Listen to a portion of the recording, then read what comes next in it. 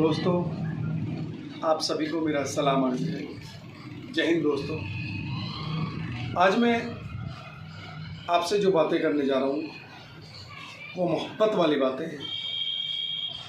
कुछ हमारे दोस्त ऐसे हैं जो मोहब्बत बहुत ज़्यादा करते हैं, लेकिन वो किस चीज़ से मोहब्बत करते हैं, क्यों करते हैं, आज इस बारे में ही आपसे बात होगी। पहले मैं एक शेर अर्ज़ करता हूँ। मुफलिसी गरीबों की दौलत है, मुफलिसी गरीबों की दौलत है, ये दौलत अमीरों की बदौलत है। अब आप मेरे से पूछना चाहेंगे कि गरीबी। जी हाँ दोस्तों, आज हमारे कुछ दोस्तों को गरीबी से बहुत ज़्यादा मोहब्बत है। आज दिन ब दिन गरीबों की संख्या बढ़ती जा रही है, बहुत ज़्यादा बढ़ती जा रही है। यानी कि लगा लो 95% लोग कम कैटेगरी में आते हैं और 5% लोग अमीरी की कैटेगरी में आते हैं। उसकी वजह, बहुत बड़ी वजह है, अमीर लोग हमेशा काम पर ध्यान देते हैं, अपने टारगेट पर ध्यान देते हैं। गरीब लोग सिर्फ दूसरे कामों पर ध्यान देते हैं, नेगेटिविटी पे ध्यान देते हैं। पॉजिटिविटी बिल्कुल भी उन्हें पसंद नहीं आती। अगर कोई सही बात करेगा तो वो तुरंत ही उसे नकार देंगे, सामने वाले को झूठा साबित कर देंगे। अमीर लोग सामने वाले की बात ध्यान से सुनते हैं, हर वो बात अपने दिमाग में ले लेते हैं। सारी बातें सुनने के बावजूद वो निचोड़ करते हैं, जो उन्हें सही लगता है वो बात को अपना लेते हैं और उसी पर माइंड से, पेपर वर्क, पूरे ध्यान से काम करना शुरू कर देते हैं। और गरीब लोग बात सुनते हैं, इस कान से सुनी और उस कान से निकाल दी। इसीलिए हमारे कुछ भाइयों की गरीबी की संख्या में बहुत ज़्यादा बढ़ोतरी हो रही है और अमीर लोग दिन ब दिन अमीर होते चले जा रहे हैं। और एक सबसे बड़ी बात यह है कि आज गरीब आदमी रिस्क नहीं लेना चाहता, बिल्कुल भी रिस्क लेना नहीं चाहता। जहाँ रिस्क की बारी आती है तो वो सामने वाले से गारंटी की बात करता है कि आप गारंटी लोगे, आप गारंटी लोगे, आप गारंटी लोगे। कमाई तुम्हें होनी है, फ़ायदा तुम्हें होना है, नाम तुम्हारा होगा, फ़ायदा तुम्हारा होगा, गारंटी सामने वाला क्यों लेगा। अमीर लोग होते हैं जो दिन पे दिन अमीर होते चले जा रहे हैं, वो गारंटी का लफ्ज़ ना वो अपने लिए इस्तेमाल करते हैं, ना सामने वाले के लिए इस्तेमाल करते हैं। और दिन ब दिन तरक्की करने के लिए ज़िंदगी में एक से एक बढ़कर रिस्क लेते हैं, जिसकी बदौलत है आज हिंदुस्तान में, पूरी दुनिया के अंदर अमीर लोगों की परसेंटेज बढ़ रही है। 5% से और ज़्यादा हो जाएगी, क्योंकि लोग रिस्क ले रहे हैं। वो लोग रिस्क लेते हैं, हम लोग रिस्क नहीं लेते बिल्कुल भी। जहाँ रिस्क की बारी आती है हम सामने वाले की गारंटी मांगते हैं कि आप गारंटी दो, हमारा कहीं पैसा डूब तो नहीं जाएगा। अरे भाई, आप एक चाय की दुकान भी खोलते हो, आप एक पान की दुकान भी खोलते हो, तो कितना पैसा उसके अंदर इन्वेस्ट होता है। सच बताइए, क्या कोई गारंटी लेता है कि आपकी दुकान पर ग्राहक आएगा? सच बताइए आप, क्या आपको पता है, फुल कॉन्फिडेंस है आपको कि आपकी दुकान पर ग्राहक आएगा? नहीं। तो फिर जब सामने वाला कोई आपके सामने मौका लाता है तो आप क्यों उससे गारंटी मांगते हो? अरे फ़ायदा उठाओ, रिस्क लो, ज़िंदगी में कम से कम रिस्क लो। आप अपनी जान का रिस्क रोज़ाना लेते हैं, अपने घर में लेते हैं, अपने घर से बाहर निकल कर लेते हैं, लेकिन जहाँ कामयाबी की बात आती है सामने वाले पर थोप देते हो कि आप गारंटी लो, आप गारंटी लो।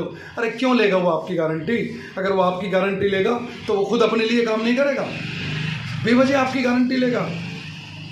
आपको कुछ बातें वो समझा रहा है, आपको उसकी बातें माननी चाहिए, नज़रअंदाज नहीं करनी चाहिए। ज़िंदगी में धोखे तो बहुत मिले होंगे आपको, माना, मैं इस बात को मानता हूँ। आप जो आज इतने नेगेटिव हैं उसकी वजह है कि आपको कदम कदम पर धोखे मिले हैं। लेकिन दोस्त, एक बात ज़रूर ध्यान रखना, लेकिन मौके भी ज़िंदगी में बहुत मिले होंगे, उन मौक़ों को आपने नज़रअंदाज किया होगा। काश आप उन मौक़ों से प्यार कर लिया होता तो इस दिन आप बहुत कामयाब शख्स होते, बहुत बड़ी शख्सियत होती। आपकी गिनती भी उन 5-6% लोगों में होती, ना कि 95% लोगों में आपकी गिनती होती। दोस्तों, मैं आपको आज समझाता हूँ कि ज़िंदगी में रिस्क लो। हाँ, सही लाइन चुननी, सही लोग चुनने, ये भी ज़रूरी है ये नहीं आप किसी भी काम में मुंह उठाकर लग जाओ, नहीं, सामने वाला देखो कि सामने वाले को आपसे कोई लालच तो नहीं है, वो आपके फ़ायदे की बात कर रहा है ना, क्योंकि आपकी इतनी उम्र हो गई, आपको तजुर्बा ज़रूर होगा कि सामने वाला फ़ायदे की हमारी बात करता है या फ़ायदे की अपनी बात करता है। कम से कम आपको इतना तो जान लेना चाहिए। हाँ, जब रिस्क लेने की बात आ जाए तो आप चूकना मत, क्योंकि ज़िंदगी में सही मौके बहुत कम मिलते हैं।